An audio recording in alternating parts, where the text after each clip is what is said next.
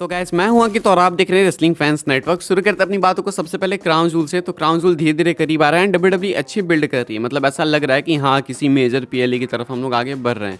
ऐसे में एक मैच पहले से ऑलरेडी कंफर्म था, जो कि था अपना Drew McIntyre versus Seth Rollins का, जिसकी बिल्ड करेंटली कंटिन्यू हो भी रही है। तो ऐसे में डब्ल्यूडब्ल्यूई ने आज के रॉ में एक और मैच कंफर्म कर दिया। ये एक फेटल 5-वे मैच है विमेंस वर्ल्ड चैंपियनशिप के लिए, जहाँ पे कि रिया रिप्ली डिफेंड करने वाली हैं अपनी विमेंस वर्ल्ड चैंपियनशिप अगेंस्ट सेना बसलर, जोई Stark, Nia Jax and रकील Rodriguez. एक तो सेना बसलर का जो रेंडर है वो देख के पता नहीं क्यों रोंडा राउजी की तरह दिखती है, बिल्कुल एग्जैक्ट डिट्टो रोंडा राउजी लगती है। तो यहाँ पे जो ये फेटल 5-वे मैच डब्ल्यूडब्ल्यूई ने कंफर्म करा। तो दो मैचेस कंफर्म हो चुके हैं। Drew McIntyre versus Seth Rollins यानी कि मेंस की वर्ल्ड चैंपियनशिप का एक मैच कंफर्म है, एंड इधर वुमेन्स की वर्ल्ड चैंपियनशिप का एक मैच कंफर्म कर दिया डब्ल्यूडब्ल्यूई ने फेटल 5 पे। तो यहाँ पे दो मैचेस ऑफिशियल हो चुके हैं। रोमन रेंस का भी ऑलमोस्ट कंफर्म है एल नाइट से, बस वहाँ पे डब्ल्यूडब्ल्यूई को चीज़ें अनाउंस करनी है स्मैकडाउन में, बाकी सब डन हो चुका है। तो ये तीन मैचेस आप समझ लो कंफर्म है क्राउन जूल के लिए। देखते हैं आगे कार्ड और कैसा शेप होता है। अगली स्टोरी कवर करते हैं गाइस, जो कि अपनी जुड़ी हुई है लोगन पॉल को लेके।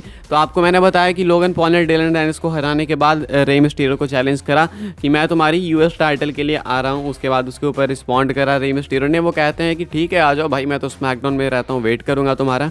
यहाँ पे जो ये सारी चीज़ें अब ऑफिशियल हो चुके हैं and officially Logan Paul announce हो चुके हैं स्मैकडाउन के लिए। बेसिकली रे मिस्टीरियो आए थे एरिल हेलवानी के शो पे MMA आवर पे, एंड वहाँ पे जो आगे कंफर्म करते हैं कि स्मैकडाउन में वो फेस टू फेस जाने वाले हैं लोगन पॉल से। तो लोगन पॉल स्मैकडाउन में प्रेजेंट होंगे। आज डब्ल्यूडब्ल्यूई ने अनाउंस भी कर दिया रॉ में कि लोगन पॉल कंफर्म आने वाले हैं स्मैकडाउन में, एंड वो फेस करेंगे रे मिस्टीरियो को, यानी कि वो उनको कन्फ्रंट करेंगे।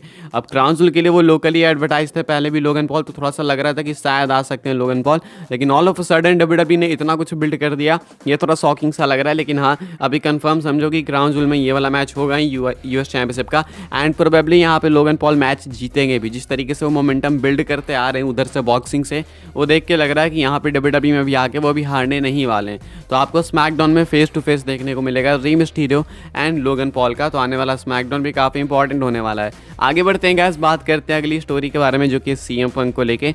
तो क्या सीएम पंक को लेके एक और टीज़ हमें रॉ में देखने को मिला, लोग पूछ रहे थे। तो मैं आपको बता दूं कि एक और नहीं बल्कि दो टीज़ हमें सीएम पंक को लेके देखने को मिला आज के रॉ में।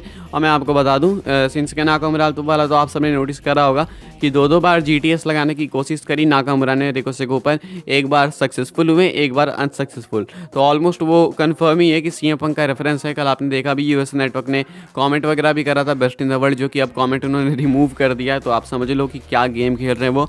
इसके बाद जो है एक और टीज था आज, एंड ये आया सेथ रॉलिंस ड्रू मैकिंटायर के सेगमेंट में, अगेन सेथ रॉलिंस के सेगमेंट में। नोटिस करो इस चीज़ को। तो मैकिंटायर जो अपना प्रोमो डिलीवर कर रहे थे, जहाँ पे वो कहते हैं लाइटनिंग इन अ बॉटल। तो ये कुछ कहना था ड्रू मैकिंटायर का। तो ये लाइटनिंग इन अ बॉटल कहाँ से रेफरेंस है सीएम पंक का, मैं आपको बता दूं।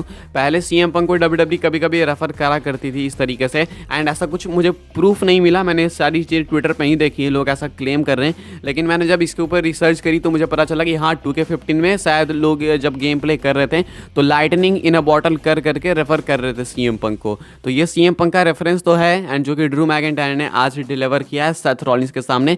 एंड और कंफर्म हो जाता है क्योंकि सेथ रॉलिंस के सामने ये चीज़ हुई है, तो रॉलिंस के सामने ही ये सारी चीज़ें हो रही हैं, या फिर रॉलिंस के अपोनेंट्स ही ये कर रहे हैं। अगर आप देखो तो शिंसुके नाकामुरा भी रिसेंटली रॉलिंस के साथ फ्यूड के अंदर थे, तो वो टीज़ दे रहे हैं अपने इनका सीएम पंक का। एंड सेथ रॉलिंस के प्रोमो में आज ड्रू मैकिंटायर ने सीएम पंक का टीज़ दिया। तो ये था आज के रॉ में टीज सीएम पंक को लेके। बाकी सीएम पंक को लेके अपडेट भी है, मैं आपको अपडेट भी बता देता हूँ।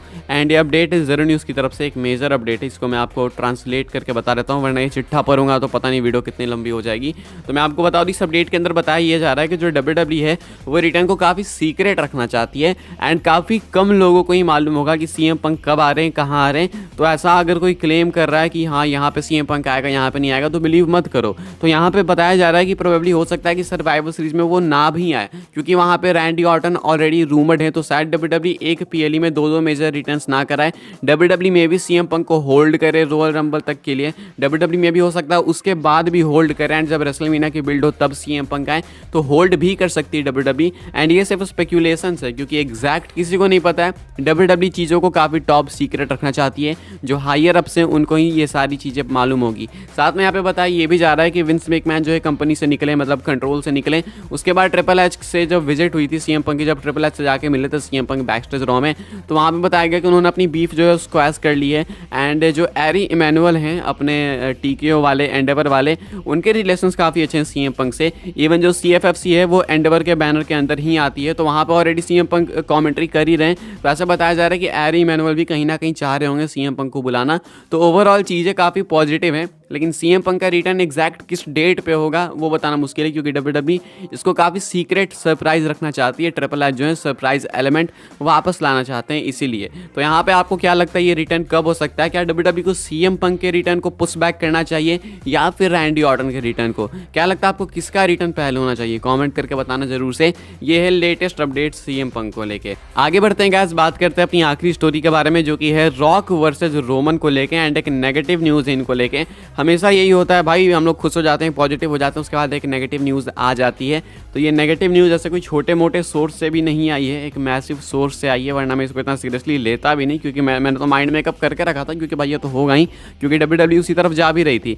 लेकिन स्पोर्ट्स इलस्ट्रेटेड एक बहुत बड़ा सोर्स है, मेन स्ट्रीम सोर्स है, तो उसकी तरफ से रिपोर्ट है। एंड मैं आपको रिपोर्ट पढ़ के बताता हूँ, फिर आपको समझा दूंगा। बताया जा रहा है Sports Illustrated reports with regards to the possibility of Roman Reigns versus the Rock at WrestleMania 14 next year. After speaking with multiple sources close to WWE, the decision about WrestleMania will not be The Rock's to make, nor is the main event even a topic of substance, and there are currently no plans for this to happen. Important है इसको सुनना। And there are currently no plans for this to happen.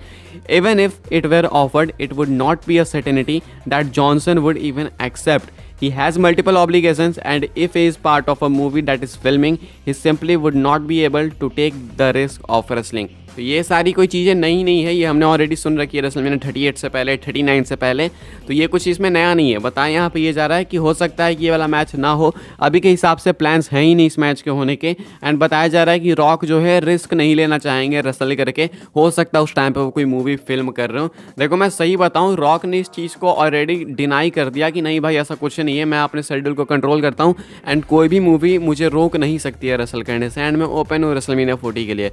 तो अब हम लोग rock की माने या फिर न्यूज़ सोर्सेस की माने वो मुझे नहीं पता, आप किस पे बिलीव करते हो आप अपने ऊपर से देख सकते हो।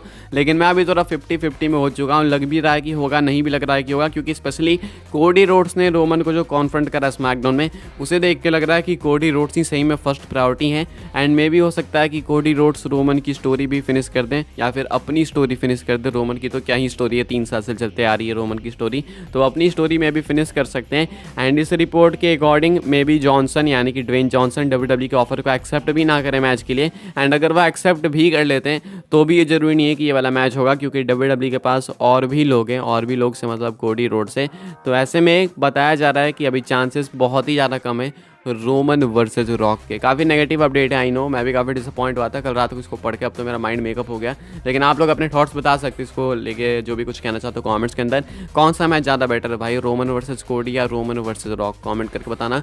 वीडियो को लाइक करना, शेयर करना, सब्सक्राइब करना चैनल को आने वाले टाइम में। ऐसे ही डब्ल्यूडब्ल्यू न्यूज़ रूमर अपडेट पाने के लिए फॉलो कर सकते हैं आप लोग मुझे इंस्टाग्राम एंड ट्विटर पर, लिंक आपको मिल जाएगी डिस्क्रिप्शन में। एंड व्हाट्सएप चैनल जरूर से ज्वाइन कर लो, उसकी भी लिंक है डिस्क्रिप्शन में। मिलता है नेक्स्ट ऑफर काफ़ी इंटरेस्टिंग वीडियो में।